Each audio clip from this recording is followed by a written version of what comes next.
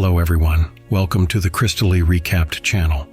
A barren land becomes unproductive when it falls into disrepair due to water shortages and uncontrolled use of pesticides. They are rarely tended to, and farmer Ernest Holmes' family has stayed on their plot in the middle of the arid steppe because he believes he can revive the fields. However, water is needed for this. One day, Ernest and his son Jerome notice two thieves who have broken the lock on their well, and Ernest mercilessly shoots one of them. The other cries, evoking pity, but as soon as Ernest lowers his rifle, the thief reaches for a gun and is still killed by the farmer. However, when they open the well, it turns out to be empty. The pair head to the construction site of a water pipeline that bypasses Ernest's land. The farmer trades alcohol, and he has several dozen bottles in his cart. At the construction site, they are met by foreman Caleb, who doesn't understand why Ernest trades with them, as his goods would fetch a much higher price at the border.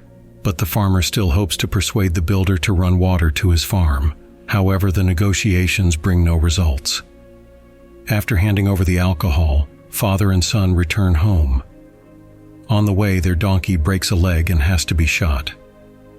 At home, they are awaited by Mary, Ernest's daughter, and Jerome's sister. The girl takes care of the house as best she can, washing clothes with compressed air, cleaning dishes with sand, and generally keeping things in order. She is very angry with her father because she feels he is doing nothing to change their lives and refuses to go to the city to visit their mother. Instead, she sneaks out at night to meet her boyfriend. In the morning, Ernest and Jerome go to a local auction to buy a robotic mule. The event is organized by a local businessman whose son, Flem, is also trying to bid on the mule. However, his father ignores his bids. For a significant sum, the mule goes to Ernest. After the auction, father and son visit Ernest's paralyzed wife, whose body is supported by a special exoskeleton. The son observes how tenderly his father treats his mother and understands that he still loves her and cannot forget her. On their way back, they stop at a filling station, where they now buy clean water. Before entering, they see a pair of local derelicts begging for it, using their child. The station owner tells Ernest that Robbie is thinking of selling the child to get out of poverty for a while. Ernest gives a few liters of water to Robbie's family, taking a promise from the guy that he will not sell the child. When the pair return home, Flem arrives to negotiate the rental of the robotic mule. Ernest is willing to accommodate him if he brings confirmation that his father agrees to the deal. Failing to get his way, an angry Flem leaves, reminding Ernest that his wife suffers because of his alcoholism. Mary overhears this conversation. Later, Ernest and Jerome, after delivering a new batch of alcohol to the builders, dig a trap for a deer. Making a deep pit, they cover it with fabric and sprinkle it with sand, dreaming of a luxurious dinner of real meat. The father talks about a girl he saw at the border. He somehow thought she would appeal to Jerome and mentions a distinctive feature. The girl's ears peek out from under her hair. The pair return home, and Ernest sees Flem again, leaving the farm on a motorcycle. He is very displeased that his daughter is seeing this guy, which is why they constantly argue.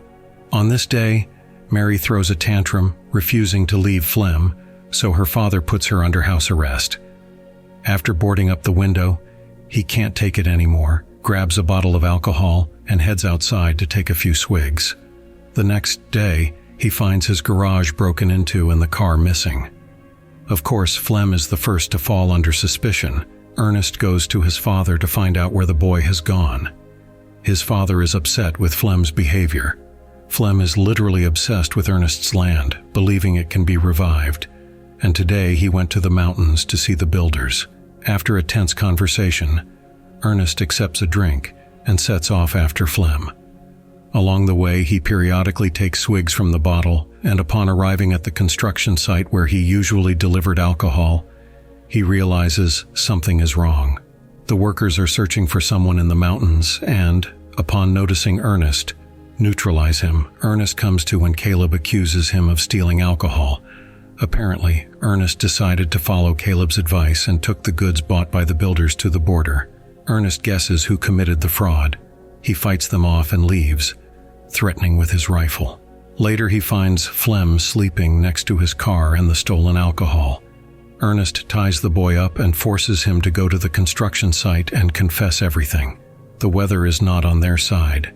It's extremely hot, and they have no water.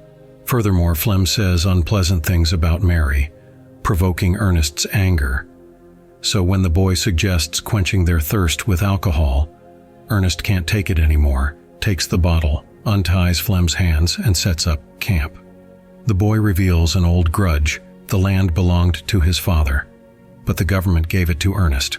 Why? It was all they had. He offers half of the money he made. Drunk, Ernest prepares to continue the journey, but he is already unsteady on his feet. Flem throws a rock at his head, knocking him out. He then pours the remaining alcohol into Ernest, ties him to the car, and sends him to the construction site where he had stolen the alcohol the day before.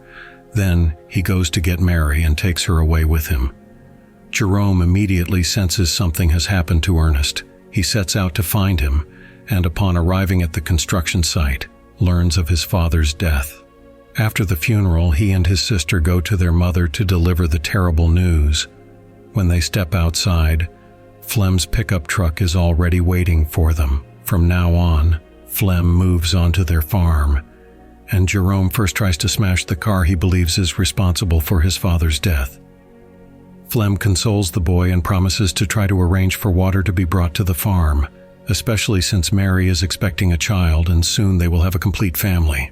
One day, after delivering another batch of alcohol to Caleb, Flem hints that if Caleb doesn't direct water to Ernest's farm, he will tell everyone about the argument that occurred between the builders and the farmer. So it's quite possible that the foreman killed Ernest, since his knife was found among the deceased's belongings. Not wanting to get involved in legal proceedings, Caleb agrees to give him water. Eventually, a water pipeline is installed on the farm. Flem plows the land and sows it. Jerome constantly remembers his father. Even though life on the farm is changing, there is now real food on the table, and clean water flows from the tap. However, soon, Flem's father arrives at the farm, informing them that the land was mortgaged and now belongs to the bank. Flem has no intention of giving up the land he has invested so much effort in, just like that. He learns the amount of the debt and decides to take action. He arranges with Robbie to find out how much money they would offer for his child. At night, Flem takes the baby, puts him in the car basket, and takes him to the village where the buyers are waiting. Robbie and the child's mother wait nearby, and suddenly they see the baby being taken away.